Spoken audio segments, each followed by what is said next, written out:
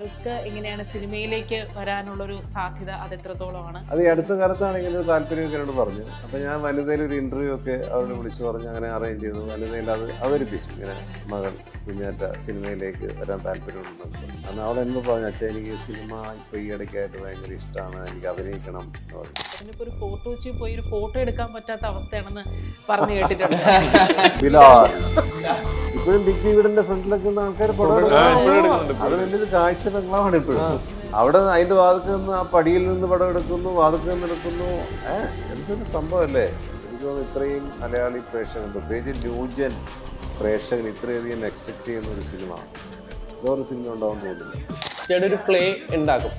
ഒരു നമ്മളിങ്ങനെ ഇമാജിൻ ചെയ്യും, ഈച്ച ഏകദേശം ഈ ഡയലോഗ് പറയുമ്പോൾ ഇങ്ങനെ ഒരു മൊമെന്റ് വെച്ച് പെട്ടെന്ന് ഇങ്ങനെ പോയി, അല്ലെങ്കിൽ അങ്ങനെ ഒരു ട്രാവൽ നമ്മൾ തന്നെ ക്രിയേറ്റ് ചെയ്തിട്ട് പിന്നെ ഒരു ഇമാജിനേഷൻ യൂസ് ചെയ്യുക എന്നുള്ളതാണ്. അതെല്ലാം ഓൺ ദ സ്പോട്ട് കൊണ്ടുവന്നാണ്. അങ്ങനെ പെട്ടെന്ന് തോന്നിച്ച ഒരു സംഭവമാണ് ആ ഭാഗ്യരേഖ, ഹൃദയരേഖ എന്നൊക്കെ പറഞ്ഞിട്ടുള്ള സാധനം. മണി ഓരോ പ്രാവശ്യം ഇങ്ങനെ കുത്തുമ്പോൾ നിങ്ങളത് മിസ് ചെയ്യുന്നു, ഓരോ വലിയ മിസ് ചെയ്തിട്ട് ലാസ്റ്റ് ഒന്ന് മുറിയുമ്പോൾ ഓ ആയുർരേഖയ്ക്ക് എന്തോ ഒരു പ്രശ്നം. അതായത് ആ കഥാപാത്രം ചെയ്ത പ്രശാന്തായി സൈക്കോട്ടൊന്നും ഒരു ബന്ധമില്ല, നല്ല കഥാപാത്രമാണ്. പക്ഷെ സെൻസ് ഉള്ള ഒരാള് അത് പറഞ്ഞപ്പോ ഒരു ഇടിവെട്ടി ഇടിവെട്ട് കഥാപാത്രമാണ്. അതാണ്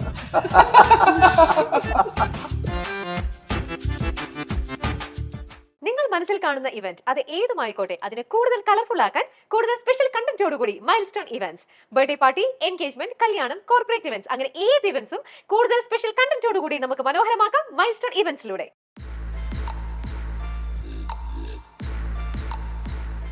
മൈൽസ്റ്റോൺ മേക്കേഴ്സ് പ്രസൻസ് ആഴങ്ങളിൽ ഇന്ന് നമ്മോടൊപ്പം ലവ്ലി സിനിമയുടെ താരങ്ങളാണ് Manoj K Jayan, Prashanth Murali, Mathew Thomas. Welcome. Thank you. Mathew, ഇപ്പോൾ കുംബ്ലങ്കി നൈറ്റ്സിന്റെ ഒരു 6 വർഷമായിട്ടുണ്ട്. കുംബ്ലങ്കി നൈറ്റ്സിൽ അഭിനയിക്കുമ്പോൾ മാത്യുവിന് 15 വയസ്സായിരുന്നു. ഇപ്പോൾ 22-23 വയസ്സായിരിക്കും. അപ്പോൾ ഈ ഒരു ഏജില് ഒരു ഒറ്റയ്ക്കുള്ളൊരു സിനിമ പുൾ ഓഫ് ചെയ്യാൻ പോവുകയാണ് നായകനായിട്ട്. അതെങ്ങനെയുണ്ട്? അല്ല, ഒരു ഫീൽ എങ്ങനെയുണ്ട്? അല്ല, അങ്ങനെ ഒരു ഇതായിട്ട് ഞാൻ ആലോചിച്ചിട്ടില്ല. കാരണം ഞാൻ തന്നെയല്ലല്ലോ സിനിമയിൽ. പിന്നെ നായകനായിട്ട് പുൾ ഓഫ് ചെയ്യുന്നത് ശരിക്കും ഞാൻ മാത്രമല്ലല്ലോ. കാരണം ഇതിന്റെ DOPയും ഡയറക്ടറും ഒക്കെ അവരുടെ എല്ലാവരുടെയും എഫേർട്ട് ഉണ്ടല്ലോ. ഞാൻ മാത്രമായിട്ടൊന്നും ചെയ്തിട്ടൊന്നും ഇവിടെ ഉണ്ടാവാൻ പോകുന്നില്ല. അപ്പൊ എനിക്ക് അങ്ങനത്തെ ഒരു തോട്ട് ഇതുവരെ വന്നിട്ടില്ല. അല്ലെങ്കിൽ അങ്ങനെ ഞാൻ ആലോചിച്ചിട്ടില്ല. എല്ലാവരുടെയും ടീം വർക്ക്, എസ്പെഷ്യലി ലവ്ലി പോലത്തെ ഒരു സിനിമ ടീം വർക്ക് ഇല്ലാണ്ട് ഒരിക്കലും, അല്ലെങ്കിൽ ടീം കോർഡിനേഷൻ ഇല്ലാണ്ട് ഒരിക്കലും നടക്കില്ല. അല്ലെങ്കിൽ ഭയങ്കര ഡിഫിക്കൽട്ടായിരിക്കും നമുക്കത് പ്രസന്റ് ചെയ്യാൻ. അപ്പൊ ഞാൻ ഒരിക്കലും അങ്ങനെ ചിന്തിച്ചിട്ടില്ല. അല്ല, അന്ന് നമ്മൾ 15 വയസ്സിൽ കുംബ്ലങ്കി നൈറ്റ്സിൽ കണ്ട ആ ഒരു കുട്ടി പയ്യൻ ഇന്നിപ്പോ ഒരു നായകനായിരിക്കുന്നു. അത് ഈ ചെറിയ ഏജിൽ തന്നെ. അത് വലിയൊരു റെസ്പോൺസിബിലിറ്റി അല്ലേ? ഇതിൽ റൈഫിളിൽ എന്തായാലും സമ്മതിക്കണം ഷാജഹാൻ. പ്രശാന്ത്, ഇപ്പോൾ ഉള്ളൊഴുക്ക് കണ്ടതിന് ശേഷം പ്രശാന്തിനെ കുറിച്ചുള്ള പല ഇന്റർവ്യൂസിലെയും തലക്കെട്ടെന്ന് പറയുന്നത് തോമസ് കുട്ടി വലിയൊരു വേദനയാണെന്നാണ്. അതായത് പ്രശാന്തിനെ കാണുമ്പോൾ തന്നെ വീട്ടുകാർ പണ്ട് തൊട്ട് പറഞ്ഞുകൊണ്ടിരുന്നത് നാട്ടുകാർ പറയുന്നത്, പ്രശാന്തിനെ കാണുമ്പോൾ തന്നെ ആ ഒരു വേദന പ്രേക്ഷകരുടെ മനസ്സിൽ തട്ടുമെന്നാണ് പറയുന്നത്. കരിയറിലെ വലിയൊരു ഒരു ബ്രേക്കിംഗ് പോയിന്റ് ആയിരുന്നു ആ സിനിമ. പൊതുവേ ഇപ്പോൾ അജിനോമോട്ടോ ആണെങ്കിലും അതുപോലെ തന്നെ ജാനേമൻ ആണെങ്കിലും എക്സെൻട്രിക് ആയിട്ടുള്ള സൈക്കോ കഥാപാത്രങ്ങളാണ് കൂടുതലും കരിയറിൽ ചെയ്തിട്ടുള്ളത്. അപ്പൊ ഈ ലവ്ലിയിലേക്ക് വരുമ്പോ അതിന് സമാനത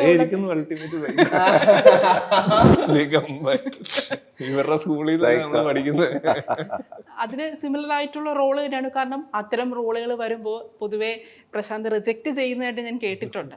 അപ്പൊ എന്താണ് ലവ്ലിയിലെ കഥാപാത്രത്തിന് അതിൻ്റെതായിട്ടുള്ള എന്തെങ്കിലും? അയ്യോ ഇല്ല, ലവ്ലി എന്ന് പറയുന്നത് എൻറ്റയർലി ഡിഫറെന്റ് ആണ്. ഞാൻ എന്താണ് അതിന്റെ നേരെ ഓപ്പോസിറ്റ് ആണ്. അത് മാത്രം പറയാൻ പറ്റും അല്ലേ? ആയിപ്പോവും അങ്ങനത്തെ സിറ്റുവേഷനിലൂടെ കടന്നു പോകും അല്ലേ? ആവുന്നില്ല, പക്ഷെ ആയി പോയേനെ. അതായത് ആ കഥാപാത്രം ചെയ്ത പ്രശാന്ത് ആയി പോകുന്നു. ഇല്ല, സൈക്കോട്ടൊന്നും ഒരു ബന്ധമില്ല, നല്ല കഥാപാത്രമാണ്. പക്ഷെ ആ കഥാപാത്രം ഒരു പ്രത്യേക ഒരു ഇന്നസെൻസ് ഉള്ള ഒരാള്. അത് പറഞ്ഞപ്പോ ഒരു ഇടിവെട്ടി ഇടിവെട്ട് കഥാപാത്രമാണ്. ഇടിവെട്ടി കണ്ടപ്പോ അതാണ് ശരിയല്ലേ? കറക്റ്റ് ടൈമില് അല്ല അതൊരു ഇപ്പൊ മനോജേട്ടൻ പറഞ്ഞ ഇടിവെട്ട് കഥാപാത്രമാണെന്ന് പറയുമ്പോ തന്നെ നമുക്ക് അതിനെ കുറിച്ച് അറിയാനൊരു അങ്ങനെയൊന്നും ഓവർ എക്സൈറേഷൻ കൊടുക്കില്ല. അങ്ങനെയൊന്നും അല്ല. നമ്മുടെ ഒരു ഫണ്ട് രസമുണ്ട്, ഭയങ്കര രസമുണ്ടായിരുന്നു. ഞങ്ങൾ തമ്മിൽ അങ്ങനെ അധികം കോമ്പിനേഷൻ ഇല്ല. മാത്യു ആയിട്ടും അത്യാവശ്യമുണ്ട്. ഇതിനകത്ത് എല്ലാവരും അങ്ങനെയാണ്. ഓരോരുത്തരും അവരൊരു ട്രാക്കുണ്ട്, അവരവരുടെ ജീവിതം കാര്യങ്ങളൊക്കെ ആയിട്ട് ഒരു ട്രാക്ക്. ഞാൻ എല്ലാവരുടെയും അതെല്ലാം രസകരവുമാണ്. മനോജേട്ടൻ ഇപ്പോൾ ഒരു സിനിമയിൽ മനോജ് കെ ജയൻ എന്നുള്ളൊരു നടൻ വരുമ്പോൾ പ്രേക്ഷകരെല്ലാം എക്സ്പെക്ട് ചെയ്യുന്നത് ആ സിനിമയിൽ ഒരു ടേണിംഗ് പോയിന്റ് ഉണ്ടാക്കുന്ന ഒരു കഥാപാത്രമായിരിക്കും മനോജ് കെ ജയൻ എന്നൊരു നടൻ അഭിനയിക്കുന്നത്. അത്തരത്തിൽ ഈ സിനിമയിൽ ടേണിംഗ് പോയിന്റ് ഉണ്ടാക്കുന്ന ഒരു കഥാപാത്രം തന്നെയാണോ? കാരണം ഇതിന് മുൻപേ ഇറങ്ങിയ രേഖാചിത്രം അതുപോലത്തെ ഒരു ടേണിംഗ് പോയിന്റ് ഉണ്ടാക്കിയ ഒരു കഥാപാത്രമായിരുന്നു. അല്ല, അങ്ങനെ എല്ലാ സിനിമയിലും അത് പ്രതീക്ഷിക്കാൻ പറ്റില്ല. ടേണിംഗ് പോയിന്റ് ഇയാള് വന്ന ടേണിംഗ് പോയിന്റ് ഉണ്ട് എന്ന് കരുതുന്ന ഇമേജിലേക്ക് നമ്മൾ കുടുങ്ങിയ പോയില്ലേ. അപ്പൊ അതുകൊണ്ട് ലവ്ലി എന്തായാലും അങ്ങനെ ടേണിംഗ് പോയിന്റും പരിപാടിയൊന്നും എന്നിലൂടെ വരുന്നില്ല. ഞാൻ ഇതിൻ്റെ അകത്തുള്ള വളരെ സജീവമായിട്ടുള്ളൊരു കഥാപാത്രമാണെന്നുള്ളൂ. പക്ഷേ ഞാൻ ചെയ്യാത്തൊരു ക്യാരക്ടറാണ്. ഞാൻ ഈ മജിസ്ട്രേറ്റ് ക്യാരക്ടറൊന്നും ചെയ്തിട്ടില്ല. അങ്ങനെ മേളിലിങ്ങനെ ഇരുന്നിട്ട് വലിയ ഓർഡർ എടുക്കുക, ഓർഡർ പ്രൊസീഡ് എന്നൊക്കെ പറയുന്ന ടൈപ്പ് ഓഫ് അങ്ങനത്തെ ഒരു ആജ്ഞാപിക്കുന്ന ടൈപ്പുള്ള ക്യാരക്ടർ കോർട്ടിലൊന്നും അങ്ങനെ നമ്മൾ ചെയ്തിട്ടില്ല. എല്ലാം വക്കീലന്മാരൊക്കെ ആയിട്ട് ചെയ്തിട്ടുണ്ട്, അഡ്വക്കേറ്റ്സ് ക്യാരക്ടറൊക്കെ ചെയ്തിട്ടുണ്ട്. അപ്പോൾ എനിക്കിതൊരു പുതുമയാണ് ഇങ്ങനെ ഒരു ക്യാരക്ടർ കിട്ടിയത്. പിന്നെ എനിക്കൊരു ഫാമിലി ഉണ്ട്, അത് വേറൊരു ട്രാക്കാണ്. ഇത് 2-3 ട്രാക്കുണ്ട് എനിക്ക്, 3 ലെയറുണ്ട് ഈ ക്യാരക്ടർ. രസമുള്ളതാണ്, എന്നാൽ കുറച്ച് സീരിയസ് ആയിട്ടുള്ള ഇഷ്യൂസുമായിട്ട് പറയുന്നുണ്ട്. അപ്പോൾ അങ്ങനെയൊക്കെ പോകുന്ന ക്യാരക്ടറാണ്. പിന്നെ എനിക്കിത് വളരെ പുതുമയുള്ള ഒരു സെറ്റാണ്. എനിക്ക് ഇവിടെയുള്ള എല്ലാം എനിക്ക് പുതിയ ആൾക്കാരാണ്. അവരെല്ലാം വളരെ എക്സ്പീരിയൻസ് ആയിട്ടുള്ള വളരെ പോപ്പുലർ ആയിട്ടുള്ളവരാണ്. ആഷിഖ് കപൂറും ദിലീഷും ഒക്കെ മാത്യു ഒക്കെ. പക്ഷേ ഞാൻ ഇവരുടെ കൂടെ ഫസ്റ്റ് ടൈമാണ് ചെയ്യുന്നത്. അതുകൊണ്ട് ഫ്രഷ് ആയിട്ടുള്ളൊരു ക്രൂവിൻ്റെ കൂടെ വർക്ക് ചെയ്യാൻ സാധിച്ചതിലുള്ള വലിയ സന്തോഷമാണ് എനിക്ക് പ്രത്യേകമായിട്ടുള്ളത്. ലവ്ലി ഈച്ചയടക്കം. ചേട്ടൻ തന്നെ പറഞ്ഞിട്ടുണ്ട്, അതായത് ഈ റോഷൻ ആൻഡ്രൂസിനൂടെ വർക്ക് ചെയ്തപ്പോൾ ചേട്ടൻ്റെ മെൻറ്റർ ഹരിഹരനുമായിട്ട് അദ്ദേഹത്തിൻ്റെ വർക്ക് സ്റ്റൈലുമായിട്ട് ഒരുപാട് സിമിലാരിറ്റീസ് റോഷൻ ആൻഡ്രൂസിൽ കണ്ടിട്ടുണ്ട് എന്ന് ചേട്ടൻ പറഞ്ഞിട്ടുണ്ടായിരുന്നു. ഇപ്പോൾ ഈ സിനിമയിൽ ആഷിഖ് കപൂർ സിനിമാറ്റോഗ്രാഫർ, അതുപോലെ തന്നെ ദിലീഷ് കരുണാകരൻ, അദ്ദേഹം തിരക്കഥാകൃത്തും കൂടിയാണ്, ടമാർ പടാർ, അതുപോലെ തന്നെ റൈഫിൾ ക്ലബ്ബ്. അപ്പോൾ ഇവരിൽ ചേട്ടൻ കണ്ട സിമിലാരിറ്റീസ് എന്തെങ്കിലും, ചേട്ടൻ്റെ ഗുരുതുല്യരായിട്ടുള്ള ഭരതേട്ടൻ, ഹരിഹരൻ സാറ്, അവരുമായിട്ട് എന്തെങ്കിലും ഒരു സിമിലാരിറ്റീസോ കണക്ഷനോ തോന്നിയിട്ടുണ്ട്? ഭരതേട്ടനൊക്കെ ആയിട്ട് വേണമെങ്കിൽ പറയാം. കാരണം സിംപ്ലിസിറ്റിയാണ്, ഭയങ്കര ഈസി ഗോയിങ് ഒരു ആറ്റിറ്റ്യൂഡാണ്. നമ്മൾ ആർട്ടിസ്റ്റുകളുടെ അടുത്തൊക്കെ ദിലീഷൊക്കെ വളരെ കൂളാണ്. അങ്ങനെ സംവിധായകൻ സെറ്റിലുണ്ടോയെന്ന് പോലും നമ്മൾ അറിയില്ല, അത്ര സൈലൻ്റ് ആണ് പുള്ളി. ആവശ്യത്തിന് മാത്രം നമ്മുടെ കാര്യങ്ങളൊക്കെ പറഞ്ഞു തരും. പുള്ളിക്ക് മോണിറ്റർ റൂമിലിരിക്കും, ഓക്കെ അല്ലേ ചേട്ടാ, ഓക്കെ ചേട്ടാ നമുക്കൊന്നും എടുക്കാം. അങ്ങനെ വേണ്ട കാര്യങ്ങൾ കൃത്യമായിട്ട് നമ്മളൊന്ന് വാങ്ങിക്കാറുണ്ട്. അതല്ലാതെ അവിടെ ഒരു ബഹളം, ഒരു സംവിധായകൻ്റെ വലിയൊരു പ്രഭാവം സൃഷ്ടിക്കാനുള്ള പരിപാടികൾ ഈ പുതിയ ജനറേഷൻപ്പെട്ട ആരും അങ്ങനെ ഞാൻ കാണാറില്ല. അപ്പോൾ അതുകൊണ്ട് ഇത് നല്ലൊരു എക്സ്പീരിയൻസ് ആയിരുന്നു. ആഷിഖ് കപൂർ ഒരു പക്ക ക്യാമറമാൻ, ഇത്രയും വലിയ സംവിധായകൻ എന്നുള്ള യാതൊരു ഇമേജും ആ സെറ്റിൽ പുള്ളി പ്രകടിപ്പിച്ചിട്ടില്ല. പുള്ളി ക്യാമറയുടെ പുറകിൽ എപ്പോഴും VFNിലൂടെ നോക്കുക, ലൈറ്റ് എല്ലാം ഓക്കെ, റെഡി സാർ റെഡി ഇതും പറഞ്ഞ് നിൽക്കുന്ന ഒരാളായിട്ട്. അങ്ങനെ ഒരു ആഷിഖ് ഞാൻ അങ്ങനെയല്ല പ്രതീക്ഷിച്ചത്. കാരണം ദിലീഷും ആഷിഖൊക്കെ ഭയങ്കര ബോണ്ടിങ് ഉള്ള ഭയങ്കര തിക് ഫ്രണ്ട്സ് ആണല്ലോ. അപ്പോൾ അവർ കൂടി ആലോചിച്ചൊക്കെ ഭയങ്കര അങ്ങോട്ടും ഇങ്ങോട്ടും തർക്കവും, അങ്ങനെയല്ല ഞാൻ അങ്ങനെ എടുക്കില്ല, അല്ലെങ്കിൽ നീ അങ്ങനെ ഇങ്ങനെ ഒന്നുമില്ല. ആഷിഖിനെ എന്ത് ജോലി ഏൽപ്പിച്ചോ അത് കൃത്യമായിട്ട് ആഷിഖ് ചെയ്യുന്നു. ദിലീഷ് കൃത്യമായിട്ട് ആ ഡയറക്ടറായിട്ട് നിന്ന് നമ്മളിലേക്ക് പുള്ളിക്ക് വേണ്ട കാര്യങ്ങൾ മേടിച്ചു വാങ്ങുന്നു. ചേട്ടൻ പല തലമുറകളിലുള്ള ഡയറക്ടേഴ്സുമായിട്ട് വർക്ക് ചെയ്തിട്ടുണ്ട്. അപ്പോൾ ഇപ്പോൾ ഈ ഗുരുതുല്യരായിട്ടുള്ള ഭരതേട്ടൻ്റെ കൂടെയും അതുപോലെ ഹരിഹരൻ സാറിൻ്റെ കൂടെയൊക്കെ വർക്ക് ചെയ്തു. പിന്നെ പുതിയ ആൾക്കാരുടെ കൂടെ വർക്ക് ചെയ്തു, അമൽ നീരദ്, അൽഫോൺസ് പുത്രൻ, റോഷൻ ആൻഡ്രൂസ്, ഇപ്പോൾ ആഷിഖ് കപൂർ, ദിലീഷ് കരുണാകരൻ, ഇവരിൽ നിന്ന് വലിയൊരു വ്യത്യാസം എന്താണ് ചേട്ടന് തോന്നുന്നത്? അല്ല, എല്ലാവരും അവരുടെ ജോലി ചെയ്യുന്ന ഓരോ രീതിയെന്ന് മാത്രമേ ഉള്ളൂ, ഓരോ ആറ്റിറ്റ്യൂഡാണ്. അല്ല, ഒരു ഡയറക്ടർ സ്റ്റൈലിൽ ഒരു വ്യത്യാസം കാണുമല്ലോ. ഇപ്പൊ ടെക്നിക്കലായിട്ടൊക്കെ ഒരുപാട് പഴയ ആൾക്കാരെല്ലാം കുറച്ച് സ്ട്രിക്റ്റ് ആണ്. ഹരൻ സാറും ഒക്കെ ഭയങ്കര സ്ട്രിക്റ്റ് ആണ്. സെറ്റിൽ നിന്ന് ഒരു പിൻ ഡ്രോപ്പ് സൈലൻസ് അവർ എക്സ്പെക്ട് ചെയ്യപ്പെടും. അതിന്ന് ഒരാൾ സംസാരിച്ച് അവനെ അപ്പം ചിലപ്പോൾ അവിടെ കടത്തി ടിക്കറ്റ് എടുത്ത് കൊടുത്തു കൊടുക്കുന്നത് അത്ര സ്ട്രിക്റ്റ്, ആ രീതി സ്ട്രിക്റ്റാണ്. ആരാൾ സംസാരിച്ചേ കുറേ നേരമായിട്ട് ഞാൻ പറയുന്നുള്ളൂ, ആരാത് സാർ മറ്റേ ഇന്നയാൾ ഇന്ന് തന്നെ കയറ്റി വിട്ടണം. കാരണം അത്ര സ്ട്രിക്റ്റാണ്, ആ ലെവലിലാണ് സ്ട്രിക്റ്റിൻ്റെ അവസ്ഥ. അപ്പോൾ അങ്ങനെയുള്ള സംവിധായകരോടൊക്കെ നമ്മൾ വർക്ക് ചെയ്തിട്ടുണ്ട്. അടൂർ സാർക്ക് അങ്ങനെ, അടൂർ സാർ ഭയങ്കര സ്ട്രിക്റ്റാണ് സെറ്റിൽ, ഭയങ്കര സൈലൻസും കാര്യങ്ങളായിരിക്കണം. പുള്ളി പറയുന്ന വളരെ ശ്രദ്ധിച്ച് കേട്ട് അഭിനയിക്കണം. നമ്മുടെ കയ്യിൽ നിന്ന് ഒരു മനോധർമ്മവും ഈ കയ്യിൽ നിന്ന് നമ്പർ ഇടുക എന്നുള്ള പരിപാടിയില്ല, അതൊന്നും അവിടെ നടക്കില്ല. പറഞ്ഞ പുള്ളി ഡയലോഗ് പുള്ളി തന്നെ ആ പറഞ്ഞ ഡയലോഗ് പുള്ളി എന്താണ് സീനിൽ എഴുതി വെച്ചിരിക്കുന്നത് അത് പുള്ളി പറഞ്ഞു തരുന്ന രീതിയിൽ മാത്രം പെർഫോം ചെയ്യുക. നമുക്ക് സീൻ നേരത്തെ തരാത്തതിന്റെ കാര്യം അതാണ്. ആ അടൂർ സാറിന്റെ സെറ്റിൽ ഒരാളും സ്ക്രിപ്റ്റ് വായിച്ച് ചരിത്രമില്ല ഒരു ആർട്ടിസ്റ്റ്. എൻ്റെ അടുത്ത് പറഞ്ഞു, ഞാൻ മമ്മൂട്ടിക്ക് പോലും സ്ക്രിപ്റ്റ് കൊടുത്തില്ലടൂ എന്ന് പറഞ്ഞിട്ടുണ്ട്. ഏതോ അനന്തരം ഏതോ ഒരു സിനിമയുടെ സ്ക്രിപ്റ്റൊക്കെ കൊടുത്ത് ചോദിച്ചപ്പോൾ അല്ലാതെ കൊടുക്കുക, അങ്ങനെ കൊടുക്കുന്ന ശീലമില്ല ആർക്കും. അപ്പോൾ അത് പുള്ളി പറയുന്നത് നിങ്ങൾ നേരത്തെ പ്രിപ്പയർ ചെയ്യും. ഞാൻ ഈ സീൻ നിങ്ങൾക്ക് തരുമ്പോൾ നിങ്ങൾ അരമണിക്കൂർ മുമ്പ് ഈ സീൻ വായിച്ച് നിങ്ങളുടെ തോന്നുന്ന രീതി നിങ്ങൾ ഇങ്ങനെയൊക്കെ ബിഹേവ് ചെയ്യും, എങ്ങനെയൊക്കെ അഭിനയിക്കാമെന്ന് പ്രിപ്പറേഷൻ എടുത്ത് വെക്കും. അത് എനിക്ക് എൻ്റെ സിനിമയ്ക്ക് ആവശ്യമില്ല. എനിക്കറിയാം എൻ്റെ കഥാപാത്രങ്ങൾ എങ്ങനെയാണ് മൂവ് ചെയ്യേണ്ടത്, ചലിക്കേണ്ടത്, അല്ല എങ്ങനെയാണ് ബീഡി പിടിക്കേണ്ടത്, മുണ്ട് മടക്കി കുത്തേണ്ടത്, എല്ലാം പുള്ളി പറഞ്ഞു തരും. അപ്പോൾ അങ്ങനത്തെ വേറൊരു വലിയ സ്കൂളാണത്. അപ്പോൾ ഈ പറഞ്ഞ പോലെ പലതരം സംവിധായകരുടെ വലിയ പ്രതിഭകളായിട്ടുള്ളവരോട് വർക്ക് ചെയ്തുകൊണ്ട് ഇപ്പോൾ വരുമ്പോഴത്തേക്ക് ഇവരിലൊക്കെ വളരെ കൂളാണ്. അവരവരുടെ കാര്യങ്ങളൊക്കെ വളരെ ഭംഗിയായിട്ട് ചെയ്യുന്നുണ്ട്. ഈ പുതിയ ജനറേഷൻ നല്ല സിനിമകളാണ് ഇപ്പോൾ വരുന്നതൊക്കെ അല്ലേ, പുതിയ ജനറേഷൻ സിനിമകൾ കൂളായിട്ട് അവർ ചെയ്തു പോകുന്ന കാര്യങ്ങളാണ്. അപ്പോൾ സെറ്റിലും അങ്ങനെയൊക്കെ തന്നെയാണ്. ഒരു സമാധാനവും ഒരു ഈസിനെസ്സും ഉണ്ട് എല്ലാ കാര്യത്തിലും. അതൊരു പുതിയ അനുഭവം തന്നെയാണ്. മാത്യു, ഇപ്പോൾ നമ്മൾ ഈ സിനിമ ചെയ്യുമ്പോൾ ഒരു സീനിൽ കൊടുക്കൽ വാങ്ങലാണല്ലോ കഥാപാത്രങ്ങൾ തമ്മിൽ. പക്ഷേ മാത്യു കൊടുക്കുമ്പോൾ വാങ്ങാൻ ആരുമില്ല. ബ്ലാങ്ക് സ്പേസിലാണ് മാത്യു കൊടുത്തുകൊണ്ടിരിക്കുന്നത്. അപ്പോൾ സ്വാഭാവികമായിട്ടൊരു ആക്ടറിനെ സംബന്ധിച്ചിടത്തോളം വളരെ ടഫാണ് അത്തരത്തിലൊരു റോള് ചെയ്യാന്നുള്ളത്. നമ്മൾ ബ്ലാങ്ക് സ്പേസിൽ നോക്കി നമ്മൾ ഇമോഷൻസ് എല്ലാം കൺവേ ചെയ്യണം, ആരും ഇല്ലതാനും. അപ്പോൾ അത് എങ്ങനെയാണ് ഇപ്പോൾ ദിലീഷ് പോത്തൻ സ്കൂളിൽ നിന്ന് വന്നുകൊണ്ട് അതിൻ്റെതായിട്ടുള്ള ഒരുപാട് മെച്ചങ്ങൾ ഉണ്ടായിരിക്കുമല്ലോ, അത് എങ്ങനെയാണ് ആ ഇമോഷൻസ് എല്ലാം കൺവേ ചെയ്യുന്നത്? ആളില്ല അല്ലെങ്കിൽ ഒരു ഈച്ച ഉണ്ടായിരുന്നില്ല എന്നുള്ളതേ ഉള്ളൂ. ഉണ്ണിമായ ചേച്ചി ഉണ്ടാവുമായിരുന്നു. വോയിസ് ഡയലോഗ്സ് പറഞ്ഞുതരാൻ ചേച്ചി അവിടെ ബിഹൈൻഡ് ദ ക്യാമറ ഉണ്ട്. അപ്പൊ ഒരു ആക്ടറിന്റെ കൂടെ എങ്ങനെയാണ് ഒരു സീൻ ചെയ്യുന്നത് അതുപോലെ തന്നെ ചേച്ചി ആ എഫേർട്ട് എടുത്തിട്ട് തന്നെ ചെയ്യുന്നത്. അപ്പൊ സൗണ്ട് കുറെ ഹെൽപ്പ് ചെയ്തിട്ടുണ്ട്. പ്രശാന്ത് അഭിനയം അക്കാഡമിക്കലായിട്ട് പഠിച്ച ഒരാളും കൂടെയാണ്.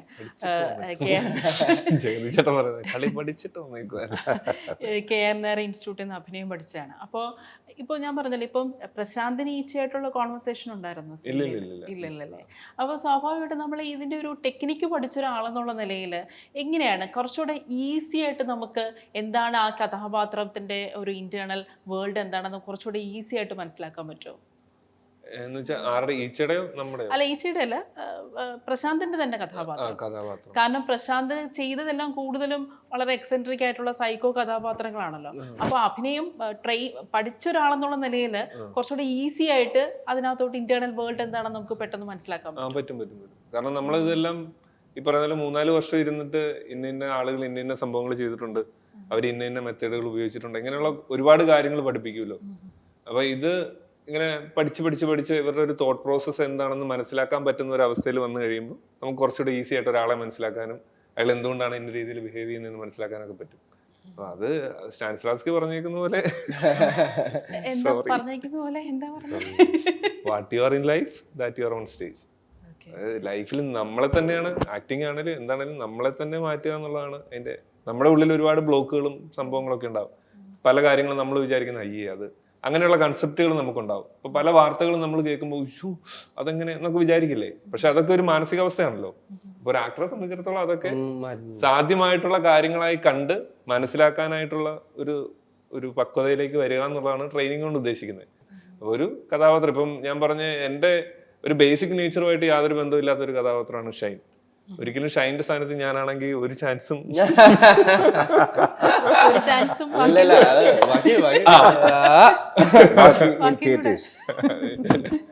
അങ്ങനത്തെ ഒരു കഥാപാത്രമാണ്.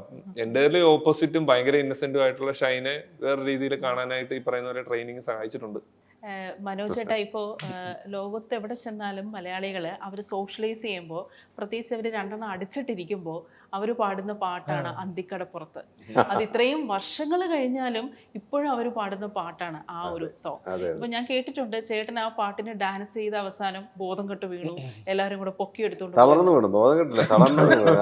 ബീച്ചായതുകൊണ്ടേ ബീച്ചിൽ ഇങ്ങനെ വെള്ളം ഇങ്ങനെ വന്ന് പോകുമ്പോൾ മണ്ണൊന്ന് ഡ്രൈ ആവും, ഇതങ്ങ് ഇറങ്ങുമ്പോൾ വീണ്ടും ഇവിടെ വളാന്നാവും. അപ്പോൾ അവിടെ നിന്നിട്ടായി ചെയ്യുന്നത്. അപ്പം ചോട് ഉറക്കുന്നില്ലല്ലോ. അപ്പോൾ അത് 2-3 റിഹേഴ്സലും ഒരു 2 ടേക്ക് ഒറ്റ റൗണ്ടല്ലേ. ഞാൻ മുമ്പേ പറഞ്ഞ പോലെ ഭരതേട്ടൻ്റെ ഒറ്റ സിംഗിൾ ഷോട്ടൊക്കെ എടുക്കുന്ന ആളാണ്. അപ്പോൾ അത് ഒറ്റ ഷോട്ടിലാണ് എടുത്തത്. അപ്പോൾ അങ്ങനെ വന്നപ്പോഴത്തേക്കും സ്ട്രെയിൻ കൂടിയിട്ട് കാലങ്ങ് അങ്ങ് ബലമില്ലാതായി പോയി, അങ്ങ് വീണുപോയി. പക്ഷെ ആ ഷോട്ട് എടുത്തു കഴിഞ്ഞാൽ വീണത് എന്തായാലും ഓക്കെ ടേക്ക് ആയിരുന്നു. അതിനുശേഷം അല്ലെങ്കിൽ പിന്നെ 2 മണിക്കൂർ കഴിഞ്ഞ് എടുക്കാൻ പറ്റും, അത്രയും ക്ഷീണിച്ചു പോയി. ഇപ്പം ചേട്ടൻ്റെ ദിഗംബരൻ എന്നുള്ള കഥാപാത്രമാണെങ്കിലും ഈ ആക്ടിങ്ങിൽ ബോഡി ടൂളായിട്ട് ഉപയോഗിക്കുന്ന വളരെ കുറച്ച് നടന്മാരിൽ ഒരാളാണ് മനോജ് ചേട്ടൻ എന്ന് എനിക്ക് തോന്നിയിട്ടുണ്ട്. ചേട്ടൻ്റെതായിട്ടുള്ള സ്റ്റൈലുണ്ട് ഒരു കഥാപാത്രം അവതരിപ്പിക്കുന്നതിൽ. ഈ ഒരു ഓൺ സ്റ്റൈല് ഡെവലപ്പ് ചെയ്യുന്നതിൽ ചേട്ടനെ ഹെൽപ്പ് ചെയ്തിട്ടുള്ള പ്രോസസ്സ് എന്താണ്, ഡയറക്ടേഴ്സ് എന്താണ്? ചിലപ്പോൾ സിനിമയിലുള്ള ആൾക്കാർ പോലും ആയിരിക്കില്ല, ചേട്ടൻ്റെ ഒബ്സർവേഷൻ സ്കില്ല് തന്നെ ആയിരിക്കും. അതെങ്ങനെയാണെന്നൊന്ന് പറയാം. അല്ലാതെ ദിഗംബരൻ എന്നൊരു ഒബ്സർവേഷൻ യാതൊരു സാധ്യതയില്ല, അങ്ങനത്തെ സാധ്യതയില്ലല്ലോ നമ്മുടെ സൊസൈറ്റിയിൽ എവിടെ. അതുപോലെ ഇങ്ങനെ ഒരു ബ്ലാക്ക് മജീഷ്യൻ, ദുർമന്ത്രവാദി അങ്ങനെ നടക്കുന്ന നമ്മൾ കണ്ടിട്ടില്ല. അപ്പോൾ അതുകൊണ്ട് നമുക്ക് അതൊരു റെഫറൻസ് ആയിട്ട് എടുത്തിട്ട് ഇതിലേക്ക് കൊണ്ടുവരാനൊന്നും പറ്റത്തില്ല. ആകെ ഉള്ളത് ഈ റൈറ്റർ സുനിൽ പരമേശ്വരൻ എഴുതി വെച്ചിരിക്കുന്ന സ്ക്രിപ്റ്റിൻ്റെ ഒരു ആഴം മനസ്സിലാക്കി അത് ഈ പറഞ്ഞ പോലെ നമ്മളതാവാൻ ശ്രമിക്കുകയാണ്. ഇയാള് തന്നെയാണോ ഞാൻ? ഈ ബോഡി പരിപാടി ഒന്നും അതിനകത്ത് എഴുതിയിട്ടില്ലല്ലോ. അതാ ഞാൻ ചോദിച്ചത്, ഈ സാധനമൊക്കെ ഇത് എങ്ങനെയാണ്? അതാണ് ഞാൻ പറഞ്ഞത്, അതെല്ലാം ഓൺ ദ സ്പോട്ട് കൊണ്ടുവന്നാണ്. സന്തോഷ് ഭയങ്കര ഇംപ്രൂവൈസേഷൻ്റെ ആളാണ് സന്തോഷ്. സ്ക്രിപ്റ്റിൽ ചിലപ്പോൾ സാധനം തന്നെ പുള്ളി എല്ലാം മാറ്റി വെച്ചാൽ അത് വേണ്ട ഇങ്ങനെ ചെയ്യാന്ന് പറഞ്ഞ് എടുക്കുന്നത് അപ്പം തോന്നുന്നതായിരിക്കും. അങ്ങനെ പെട്ടെന്ന് തോന്നിച്ചൊരു സംഭവമാണ് ആ ഭാഗ്യരേഖ, ഹൃദയരേഖ എന്നൊക്കെ പറഞ്ഞിട്ടുള്ള സാധനം. സന്തോഷമായിട്ടുള്ള മനോജ് ഇങ്ങനെ ചെയ്തോ, ഇങ്ങനെ ആ കൈ ഓരോ മണി ഓരോ പ്രാവശ്യം ഇങ്ങനെ കുത്തുമ്പോൾ നിങ്ങളത് മിസ് ചെയ്യുന്നു, ഓരോ വിലയൂടെ മിസ് ചെയ്തിട്ട് ലാസ്റ്റ് ഒന്ന് മുറിയുമ്പോൾ ആയുർവേദയ്ക്ക് എന്തോ ഒരു പ്രശ്നം എന്ന് പറഞ്ഞിട്ട് ചെയ്യുന്നവരെ നമുക്ക് ഷോട്ട് ചെയ്യാൻ തോന്നും. അതപ്പോൾ ഉണ്ടാക്കിയതാണ്. അത് ആക്ച്വലി എനിക്കൊന്നും സ്ക്രിപ്റ്റിലില്ലായിരുന്നു. അപ്പോൾ അങ്ങനെയുള്ള ഭയങ്കര കംഫർട്ടബിൾ സോണിൽ ഉള്ള ഒരാളായിരുന്നു എനിക്ക് സന്തോഷമായിട്ട്. കാരണം പെരുന്തച്ഛനൊക്കെ വർക്ക് ചെയ്യുമ്പോൾ എനിക്ക് നല്ല അടുപ്പമുണ്ട്. പെരുന്തച്ഛൻ്റെ ക്യാമറമാനായിരുന്നു, അദ്ദേഹത്തിന് നാഷണൽ അവാർഡ് ഉണ്ടായിരുന്നു ആ സിനിമയ്ക്ക്. അപ്പോൾ ഈ അനന്തഭദ്രം ചെയ്യുമ്പോൾ ഞങ്ങൾ ഭയങ്കര ഫ്രണ്ട്ലി ആണല്ലോ. അപ്പോൾ അതിൻ്റെ ഒരു ഭയങ്കര സ്വാതന്ത്ര്യവും കാര്യങ്ങളൊക്കെ ഉണ്ട്. പിന്നെ ഈ ക്യാരക്ടർ എന്തായാലും നമ്മുടെ വേറൊരു തലത്തിൽ നിന്ന് ചെയ്യണം. ഭയങ്കര റിസ്ക്കാണ് ഇത്തരം ക്യാരക്ടറൊക്കെ ചെയ്യുമ്പോഴാണ് ആളുകൾ എടുക്കണ്ടേ. ഇങ്ങനെ ഒരു ക്യാരക്ടർ എവിടെയുടെ ചുമ്മാ ഇവിടെ എന്ന് പറഞ്ഞാൽ പോയാൽ പോയില്ലേ. അപ്പോൾ എന്താ പറഞ്ഞാൽ ആക്ടർക്ക് ഉത്തരവാദിത്വം കൂടും. ഇത് പെർഫോം ചെയ്ത് മാത്രം അടിച്ചേൽപ്പിക്കലാണ്, അടിച്ചേൽപ്പിക്കുകയാണ് ഓഡിയൻസിനെ. ഇങ്ങനെ ഒരുത്തരുണ്ട്, അല്ല ഇയാള് ഞാൻ ഇങ്ങനെയാണെന്നുള്ള ഒരു അടിച്ചേൽപ്പിക്കൽ അതിനകത്തുണ്ട്. അത് ആക്ടർക്ക് ഭയങ്കര ഉത്തരവാദിത്തമാണ്, അല്ലെങ്കിൽ പൊളിഞ്ഞ് പാളീസായി പോകും. ഇങ്ങനത്തെ ഒരു ക്യാരക്ടർക്ക് ഇവിടെ ചുമ്മാ എന്ന് പറഞ്ഞിട്ട് പോയില്ലേ. അപ്പോൾ അതിനൊരു മാജിക് കാണുന്ന രീതിയിൽ അദ്ദേഹത്തിൻ്റെ ഫോട്ടോഗ്രാഫിയും മൊത്തത്തിലുള്ള ഒരു ആംബിയൻസ് ഉണ്ടല്ലോ സിനിമയുടെ, അതെല്ലാത്തിലൂടെ ഇരുന്ന് ഇതങ്ങ് ഇതായി പോയത്, എൻഹാൻസ് ചെയ്ത് പോയതായി ക്യാരക്ടർ. അല്ല, മനോജ് ചേട്ടൻ്റെ ഒരു ഫിലിമോഗ്രാഫി നോക്കിയാൽ തന്നെ ഒരു ഇമേജ് ട്രാപ്പിലും ചേട്ടൻ കുടുങ്ങിയിട്ടില്ല. എപ്പോഴും ഒരു പർട്ടിക്കുലർ സിനിമ കഴിഞ്ഞ് റീഇൻവെൻഷൻ ചെയ്തുകൊണ്ടിരിക്കും. ഇനിയും ഇതുപോലത്തെ ദിഗംബരന് സമാനമായിട്ടുള്ളതല്ല, ഇതുപോലെ നമ്മൾ ആരും കണ്ടിട്ടോ കേട്ടിട്ടോ ഇല്ലാത്ത ഇതുപോലത്തുള്ള കഥാപാത്രങ്ങൾ, ഇതുപോലെ നമ്മൾ അനുഭവിച്ചിട്ടില്ലാത്ത കഥാപാത്രങ്ങൾ, അത് ഇനിയും അത്തരത്തിലുള്ള കഥാപാത്രങ്ങൾക്ക് വേണ്ടി ചേട്ടൻ ഇനിയും ഡയറക്ടേഴ്സിനോടൊക്കെ സംസാരിക്കുന്നുണ്ടോ? ഞാൻ അത്തരം കാര്യത്തിൽ അങ്ങോട്ട് സംസാരം വളരെ പുറകില്ല. എനിക്ക് അങ്ങനെ ഒരു മിങ്കിളിങ്ങോ ഒരു സിനിമ ഉണ്ടാക്കാൻ വേണ്ടിയുള്ള ശ്രമം എൻ്റെ ലൈഫിൽ ഇന്നുവരെ ഉണ്ടായിട്ടില്ല. എനിക്ക് വന്നു ചേർന്നിട്ടുള്ള കഥാപാത്രങ്ങൾ ഉള്ളൂ, അത് ഞാൻ മാക്സിമം ചെയ്യാൻ ശ്രമിക്കാറുള്ളൂ, അത്രേ ഉള്ളൂ. ഇപ്പോൾ എൻ്റെ ഗുരുനാഥൻ ഹരിഹരൻ സാറിൻ്റെ അടുത്ത് തന്നെ ഞാൻ അങ്ങനെ വിളിച്ചു, സാറേ എനിക്കൊരു അവസരം തന്നെ അടുത്ത സാറിൻ്റെ പടത്തിൽ ഞാനുണ്ടോ എന്ന് പോലും ചോദിക്കാമല്ലോ. പക്ഷെ അത് അറിഞ്ഞു പുള്ളി ചെയ്യുമെന്നുള്ള വേറെ രീതിയിൽ. കാരണം എന്നെയും വിനീതിനെയൊക്കെ കാണുന്ന എപ്പോഴും പറയാറുണ്ട്, നിങ്ങളൊക്കെ എനിക്ക് എൻ്റെ കുട്ടികളെ പോലല്ലേ എന്ന് പറയുന്ന ഒരു ഗുരുനാഥനാണ് അദ്ദേഹം. അപ്പോൾ അങ്ങനെയൊക്കെ വരുന്ന അവസരങ്ങളല്ലാതെ ഞാനായിട്ടൊരു സിനിമ ഉണ്ടാക്കാൻ ഇതുവരെ ശ്രമിച്ചിട്ടില്ല, ഉണ്ടാക്കാറില്ല. എനിക്കത് അറിയില്ല എങ്ങനെയാന്ന്, ഇപ്പോഴും അറിയില്ല. സിനിമാ ഗ്രൂപ്പുകളിൽ ഒരുപാട് ചർച്ചകൾ സിനിമയെക്കുറിച്ച് വരും. അതിലൊരു പ്രധാനപ്പെട്ട ഒരു ചർച്ചയായിരുന്നു പ്രശാന്തും പാർവതി തിരുവോത്തുമായിട്ടുള്ള ഇൻറ്റിമേറ്റ് സീനിനെ കുറിച്ചുള്ള ഒരുപാട് ചർച്ചകൾ വന്നു. പക്ഷെ ആ ചർച്ചകളിലൊക്കെ പ്രധാനമായിട്ടും പാർവതിയാണ് ഈ സൈബർ അറ്റാക്ക് നേരിട്ടത്. പാർവതിക്കായിരുന്നു വിമർശനങ്ങൾ മുഴുവൻ. ഇങ്ങനെ ഒരു സൈബർ അറ്റാക്ക് ഉണ്ടായോ പാർവതിക്കെതിരെ? അതുപോലും അറിയാത്ത ഞാൻ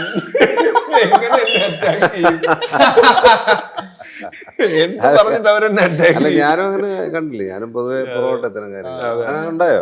അങ്ങനെ ചർച്ചകൾ ഉണ്ടായിരുന്നു. പക്ഷെ പ്രശാന്ത് വളരെ സേഫ് സോണിൽ തന്നെ ആയിരുന്നു. പ്രശാന്തിന്റെ പെർഫോമൻസിനെ എല്ലാവരും വളരെ അപ്രീഷിയേറ്റ്. അല്ല, ഇത് ബേസിക്കലി ഒരു മെയിൽ ഡോമിനേറ്റഡ് സൊസൈറ്റി ആണല്ലോ. അങ്ങനത്തെ ഉത്തരവാണോ നിങ്ങൾ ഉദ്ദേശിക്കുന്നത്? എനിക്കറിയില്ല. എന്നെ അറ്റാക്ക് ചെയ്യാൻ മാത്രം ഒന്നാമത് ഞാൻ ആരും, ഇനിയിപ്പോ എന്നെ അറ്റാക്ക് ചെയ്ത് ഞാൻ വലിയ ആളായാലോ എന്ന് വിചാരിച്ചിട്ടായിരിക്കും അവർ അറ്റാക്ക് ചെയ്യാതിരുന്നത്. പാർവതി ആകുമ്പോ ഈ പറയുന്ന പോലെ പഴുത്ത മാവിലെ കല്ലെറിയുള്ളൂ, അങ്ങനെ എന്തോ ഒരു പഴഞ്ഞിരുന്നു, അത് കിട്ടും, അത് വരും. എന്നെ സംബന്ധിച്ചിടത്തോളം പാർവതി അഭിനയിക്കുന്നു, ഞാൻ അതിന്റെ ഓപ്പോസിറ്റ് അഭിനയിക്കുന്നു. ഞങ്ങൾ ഒരുമിച്ച് ഇന്റിമസി സീൻ ചെയ്യുന്നു. ഇപ്പൊ തുടക്കത്തിലൊക്കെ പാർവതി റിഹേഴ്സലൊക്കെ ചെയ്യുമ്പോൾ പാർവതി പറയും കുറച്ചുകൂടെ ഇതായിട്ട് കുറച്ചുകൂടെ ഇന്റൻസ് ആയിട്ട് ചെയ്തു, നല്ലൊരു ഫീല് കിട്ടുള്ളൂ, കറക്റ്റ് ആയിട്ട് എക്സ്പ്രസ് ചെയ്യാൻ പറ്റുള്ളൂ എന്ന് പറയും. ഞാൻ പറയും ഓക്കെ ഞാൻ ടേക്ക് ചെയ്താൽ പോരെ എന്ന് ചോദിക്കും. അപ്പൊ പുള്ളിക്കാരി ആകെ സംശയമാണ്, ഈവൻ ടേക്ക് ചെയ്യൂ അതാണ് അറിയത്തില്ല. അത് കഴിഞ്ഞ് പിന്നെ നമ്മൾ പരിപാടിയിലേക്ക് ഷോട്ടിലേക്ക് കയറി കഴിഞ്ഞപ്പോൾ ഞാൻ കുറച്ച് അവരുദ്ദേശിച്ച പോലെ തന്നെ ചെയ്തു. അപ്പൊ അത് പരിപാടി വർക്കായി. 1-2 ടേക്ക് എങ്ങാണ്ടേ പോയുള്ളത്, കറക്റ്റ് ആയിട്ട് കിട്ടി. അപ്പൊ എന്നെ സംബന്ധിച്ചിടത്തോളം അത് അത്രേ ഉള്ളൂ അല്ലേ. കഥാപാത്രങ്ങൾ അത് ചെയ്യുക, വിടുക. മാത്യു എനിക്ക് തോന്നുന്നു ഇപ്പൊ നമ്മൾ കൗണ്ട് ചെയ്യുകയാണെങ്കിൽ മാത്യുവിനൊരു 22-23 വയസ്സായിരിക്കും. പക്ഷെ ഇൻഡസ്ട്രി പറയുന്നത് മാത്യു വളരെ മെച്ചൂർഡ് ആയിട്ടുള്ള ലൊക്കേഷനിലൊക്കെ വളരെ കറക്റ്റ് ആയിട്ട് വരുന്ന ഒരു ആക്ടർ ആണെന്നാണ് പറയുന്നത്. അതിപ്പോ എനിക്ക് തോന്നുന്നത് എന്റെ പ്രായത്തിലുള്ള ആരാണെങ്കിലും ഏത് ആർട്ടിസ്റ്റിലാണെങ്കിലും നമ്മൾ ഒരു ജോലി എന്താണെങ്കിലും നമ്മളൊരു പറഞ്ഞ ടൈമിൽ എത്തുക എന്നുള്ളത് ഒരു ബേസിക് ഡിസിപ്ലിൻ ആണല്ലോ, അത്രേ ഉള്ളൂ. അല്ലാണ്ട് അതിപ്പോ അത് കണക്ട് ചെയ്ത് മനോജ് ചേട്ടനോടാണ്. അതായത് ഇപ്പോ ഈ പ്രൊഡ്യൂസേഴ്സ്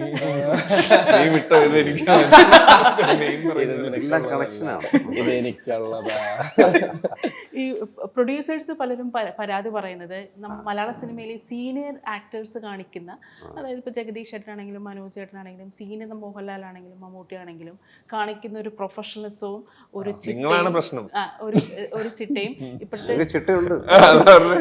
ജെൻസി കിഡ്സ് കാണിക്കാറില്ല. അവരിങ്ങനെ ഏതെങ്കിലും ഒരു കാരവാനിൽ പോയി വലിച്ചുകൊണ്ടിരിക്കും, സമയത്തിന് ലൊക്കേഷനിൽ വരില്ല. അതുകൊണ്ട് തന്നെ വലിയ ഭീമമായ നഷ്ടമാണ് ഇവരെ കൊണ്ടുണ്ടാകുന്നത് എന്നാണ് പ്രൊഡ്യൂസേഴ്സ് അസോസിയേഷനുള്ള പലരും പറയുന്നത്. അത് വലിയൊരു വിമർശനമായിട്ട് തന്നെ അവർ പറയുന്നുണ്ട്. അപ്പോൾ ആ ഒരു സീനിയർ ആക്ടേഴ്സ് എന്നുള്ളൊരു പ്രൊഫഷണലിസം എന്തുകൊണ്ടാണ് ഇവരിൽ നിന്ന് വരാത്തത്? ഇപ്പോൾ ചേട്ടൻ പല തലമുറകൾ കടന്നാണല്ലോ ഇവിടെ എത്തിയത്. അപ്പോൾ അന്നുള്ള ആക്ടേഴ്സ് ലൊക്കേഷനിൽ ബിഹേവ് ചെയ്യുന്നതും ഇപ്പോഴുള്ള ജെൻസി കിഡ്സ് അവരുടെ ഒരു ബിഹേവിയർ സ്റ്റൈലും അതെന്താണ് ചേട്ടൻ തോന്നിയിട്ടുള്ളത്? അല്ലാതെ എനിക്ക് അങ്ങനെ ഉണ്ടായിട്ട് എൻ്റെ അനുഭവത്തിൽ ഞാൻ ഇപ്പം മിക്കവാറും എല്ലാ ന്യൂജൻ എല്ലാ ദുൽഖർ മൂലം കൊണ്ട് എല്ലാവരോടും ഞാൻ ചെയ്തു. ഞാനും ഇങ്ങനെ ഒരു സെറ്റിൽ ഇങ്ങനെ ഉഴപ്പ് കാണിക്കുക അങ്ങനെയൊന്നും ഞാൻ കണ്ടില്ല, അല്ലെങ്കിൽ പ്രോംപ്റ്റായിട്ട് വരാതിരിക്കുക അങ്ങനത്തെ ഒന്നും ആരും ഞാൻ കണ്ടില്ല, മാത്യു അടക്കം.